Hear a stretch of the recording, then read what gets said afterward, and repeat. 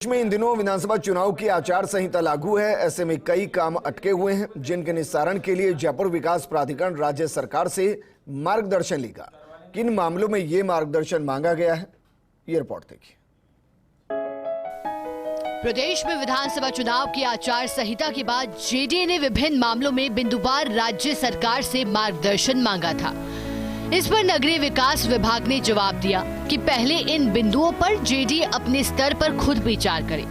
इसके बाद भी जरूरी हो तो मार्गदर्शन के लिए विस्तृत प्रस्ताव बनाकर विभाग को भिजवाए जाए।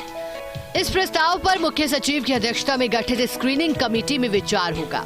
वहीं जेडीए ने मंथन के बाद प्रमुख तौर पर 2 बिंदुओं पर मार्गदर्शन मांगने का फैसला किया है। इसमें सबसे पहला बिंदु सीधे तौर पर आमजन से जुड़ा है।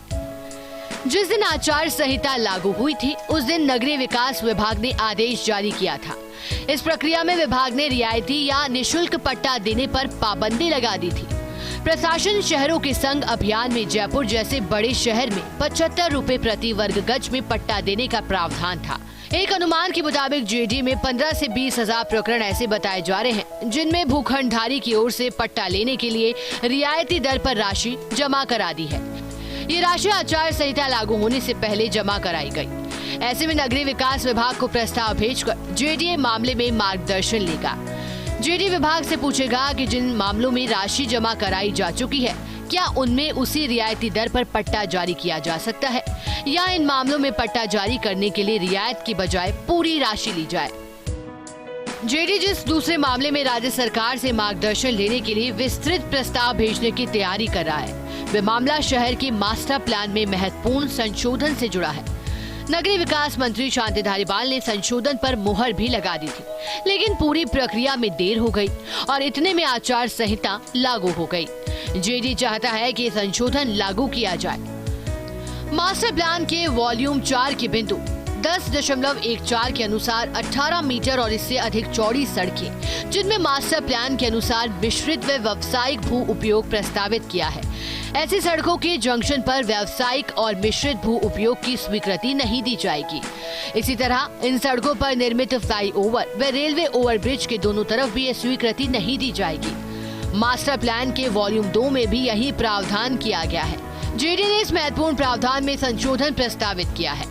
इस प्रस्तावित संशोधन के अनुसार इन फ्लाईओवर या आरओबी के नीचे व सर्विस रोड की भूमि पर पार्किंग व सुविधा क्षेत्र विकसित किया गया हो। साथ ही सर्विस रोड की चौड़ाई मौके पर न्यूनतम 9 मीटर होना जरूरी होगा। जंक्शन पर स्थित भूखंड के कॉर्नर पर 9 मीटर की रेडियस में सड़क की चौड़ाई बढ़ाने के लिए, और लेकिन सड़क अगर 30 मीटर या इससे अधिक चौड़ी हो तो 12 मीटर की रेडियस में भूमि उपलब्ध कराना जाना जरूरी है। जंक्शन और फ्लाईओवर या आरओबी के दोनों तरफ कोचिंग, सिनेमा हॉल, विद्यालय, महाविद्यालय सहित ऐसी गतिविधियां जिनमें एक ही समय पर भारी यातायात की स्थिति उत्पन्न हो, उनकी स्वीकृति नहीं दी जाएगी। इन शर्तों की पालना के बाद इन स्थानों पर व्यावसायिक व मिश्रित भू उपयोग की मंजूरी दी जा सकेगी। इस संशोधन को लागू करने के लिए जेडीए को जेडीए एक्ट की धारा 25 के तहत अधिसूचना जारी करनी है। अधिसूचना जारी कर आमजन से आपत्ति व सुझाव मांगे जाएंगे। फिर सरकार की स्वीकृति से संशोधन लागू होगा। अधिसूचना जारी करने की मंजूरी लेने के संबंध में मार्गदर्शन के लिए जेडीए सरकार को प्रस्ताव भेजेगा। प्रमुख तौर पर जेडीए जिन बिंदुओं पर राज्य सरकार से मार्गदर्शन लेने के लिए प्रस्ताव भेजने की तैयारी कर रहा है, उस प्रस्ताव पर मुख्य सचिव की अध्यक्षता में गठित स्क्रीनिंग कमेटी विचार करेगी।